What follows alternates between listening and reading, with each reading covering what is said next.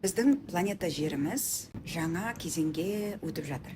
Оны сіздер бәріңіз байқаған боларсыздар. Соңғы кездері, соңғы аптада біздің өмірімізде неше түрлі жағымсыз жағдайларды біздер естіп жатырмыз. Және де ол сіздердің табыстарыңызға әсер еткен болуы мүмкін. Алайда әлем бұндай өсу кезеңнен тұрады. Адам сатымен өседі ғой. Дәл сол сияқты бүкіл әлемде де сатымен көтеріледі. Ең бастысы бұл кезеңде, жандарым сол, жоғары тербелісшілігін сақтап қалу қажет.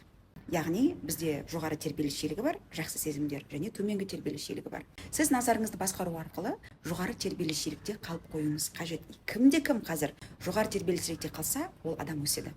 Әсіресе қазіргі сәтте сіздерге не істеу керек? Назарыңызды басқаруды үйрену керек. Бізде тербеліс жиілігі бар, жоғары тербеліс жиілігі бар және төменгі тербеліс жиілігі бар. Жоғары тербеліс жиілігі дегеніміз ол махаббат сезімі, алғыс сезімі, ризашылық, бейбітшілік, жақсы сезімдерді біздер жоғары тербеліс жиілігі деп атаймыз. Ал төменгі тербеліс жиілігі дегеніміз ол ұят сезімі, кінә сезімі, айыптау, мазасыздану, шағымдану деген сияқты жағымсыз сезімдер. Сіз назарыңызды қай тербеліс жиілікке жиі қоясыздар және қай тербеліс жиілікті жиі сезінесіздер, сол сіздің келесі сәтіңізді жасайды. Және де қазіргі таңда сіздерге тербеліс жиіліктеріңізді көтеріп, өмірлеріңізді түбегейлі өзгерту үшін сіздер жермен бірге жаңа деңгейге өтуіңіз қажет. Егер де өтпей қалсаңыздар, барлығы тұрып қалуы мүмкін. Сондықтан мен сіздерді, мен өз тағдырымның авторы медитация курсына шақырамын.